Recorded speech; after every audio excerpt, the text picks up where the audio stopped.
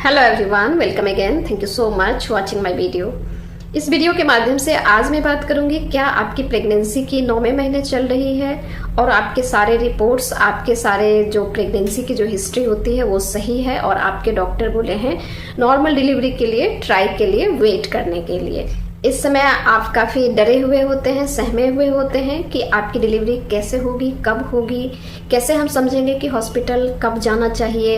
तो आपकी labour pain जो होती है वो ट्रू लेबर पेन कैसा होता है और फॉल्स लेबर पेन कैसा होता है। इस लेबर पेन के कुछ लक्षण के सहारा आप समझ पाएंगे कि आपका यह ट्रू लेबर पेन है और आपको हॉस्पिटल जाना चाहिए या फिर किस किस कंडीशन में आपको हॉस्पिटल तुरंत पहुंचना चाहिए। सबसे पहले जानना यह जरूरी है कि फॉल्स लेबर पेन क्या होता है। फॉल्स लेबर पेन इरेगुलर होता है, यानी कि धीरे धीरे होता है और लंबे समय के लिए नहीं होता है। यानी कि आपको 10 मिनट पे, 20 मिनट पे या 1 घंटे पे थोड़ा बहुत पेन होती है। यह पेन आपको कमर में हो सकती है और पेट के नीचे वाले हिस्से में दर्द हो सकती है। फॉल्स लेबर पेन जो होता है यह कभी भी फॉल्स लेबर पेन के द्वारा आपकी डिलीवरी नहीं हो सकती है। आपकी फॉल्स लेबर पेन अगर होगी तो आप दर्द के लिए कोई मेडिसिन लेंगे या फिर जब आप कंफ्यूजन में हॉस्पिटल पहुंचते हैं तो वहाँ आपकी कुछ मेडिसिन चलती है। उस समय आपकी बच्चेदानी का जो सर्विक्स होता है वो नहीं खुला हुआ होता है, लेकिन आपको पेन ऐसा होता है। तो कुछ मेडिसिन लेने के बाद वह पेन बिल्कुल गायब हो जाएगा, बिल्कुल आप ठीक हो जाएंगे। तो इसको आपको समझना होगा कि ये फॉल्स लेबर पेन है। कई बार आप ट्रू लेबर पेन से पहले फॉल्स लेबर पेन के दौरान ही हॉस्पिटल पहुंचते हैं और आपको लगता है कि हम 2 दिन से हॉस्पिटल में हैं लेकिन हमारी डिलीवरी क्यों नहीं हो रही है। तो ये थोड़ी एंजाइटी हो जाती है। तो आपको समझना होगा अपने फॉल्स लेबर पेन के बारे में और फिर उसके बाद आप हॉस्पिटल पहुंचे। तो चलिए अब हम जानेंगे ट्रू लेबर पेन के बारे में, यानी कि सच में इसमें आपकी डिलीवरी हो सकती है। इसको आप कैसे पहचानेंगे। ट्रू लेबर पेन में क्या होता है कि आपके जो बच्चेदानी होते हैं उसमें कॉन्ट्रैक्शन बार बार आते रहता है। अगर आपको पहले 10 मिनट में आ रही है, पेट में दर्द आ रही है, यूट्रस में कॉन्ट्रैक्शन आ रही है, तो अब वो 5 मिनट में आने लगेगी, फिर 2 मिनट में आने लगेगी। अगर इस समय इसके लिए कोई मेडिसिन आपके डॉक्टर या फिर आप घर में भी कोई मेडिसिन लेते हैं तो वो मेडिसिन काम नहीं करेगी। धीरे धीरे पेन आपका यह बढ़ता चला जाएगा।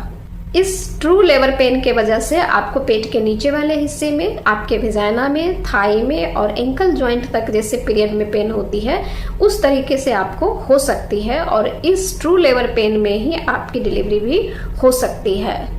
और जब इस पेन की फ्रीक्वेंसी बढ़ जाती है तो आपको वेजाइना के द्वारा म्यूकस के साथ ब्लडी डिस्चार्ज भी हो सकता है, क्योंकि कॉन्ट्रैक्शन के साथ अब बच्चेदानी का मुंह भी खुलना शुरू हो गया है। तो इस समय आपको वेट नहीं करनी है, आपको तुरंत हॉस्पिटल पहुंचनी है। सबसे पहले जब आपकी फॉल्स लेबर पेन हो तो आप थोड़ा सा घर पे वेट करें और जब आपकी ट्रू लेबर पेन हो तो आप हॉस्पिटल तुरंत पहुंचे।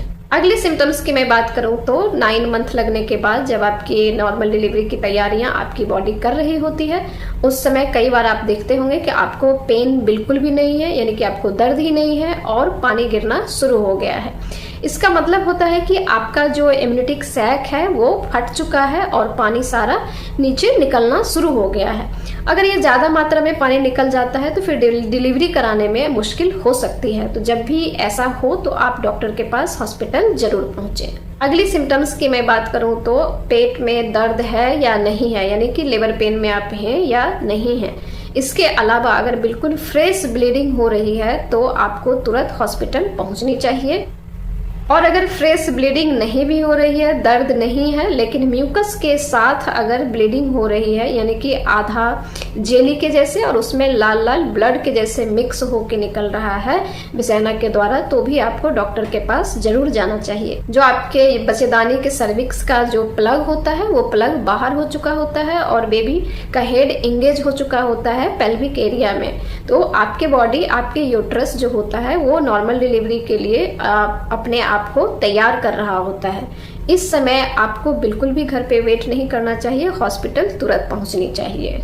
सबसे ध्यान रखने वाली बात है कि आप अपने बच्चे के मूवमेंट पे बहुत अच्छे से ध्यान रखें कि बच्चा चल रहा है या बच्चा नहीं चल रहा है। जनरली जब आपका बच्चेदानी डिलीवरी की तैयारी कर रही होती है उस समय बच्चे की मूवमेंट थोड़ी कम हो जाती है, यानी कि बच्चे की हलचल कम होती है, लेकिन तब भी आपको कॉन्शियस रहना है और जब भी ऐसा लगे कि बच्चा कम चल रहा है तो आपको तुरंत हॉस्पिटल पहुंचना चाहिए। अगर आपकी यह दूसरी या तीसरी प्रेगनेंसी है तो इस प्रेगनेंसी में, पहले प्रेगनेंसी में जितना आप 9 मंथ कंप्लीट करके आपकी डिलीवरी हुई थी, हो सकता है कि उससे थोड़ा पहले आपकी डिलीवरी हो। तो आपको ध्यान रखना है, अगर ऐसा कोई लक्षण आप में आता है तो आप तुरंत हॉस्पिटल पहुंचे।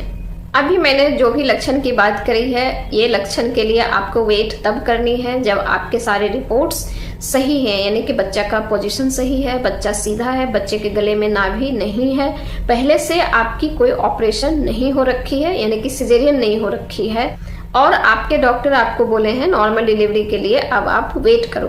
तब इतनी सारी लक्षण को मैच करके आपको हॉस्पिटल पहुंचनी है। लेबर पेन एक नेचुरल पेन होता है। आप इसके फॉल्स पेन और ट्रू लेबर पेन के बारे में अच्छे से डिफ्रेंशिएट करें और सही टाइम पे आप हॉस्पिटल पहुंचे ताकि आपकी डिलीवरी आसानी से कराई जाए। Thank you for watching.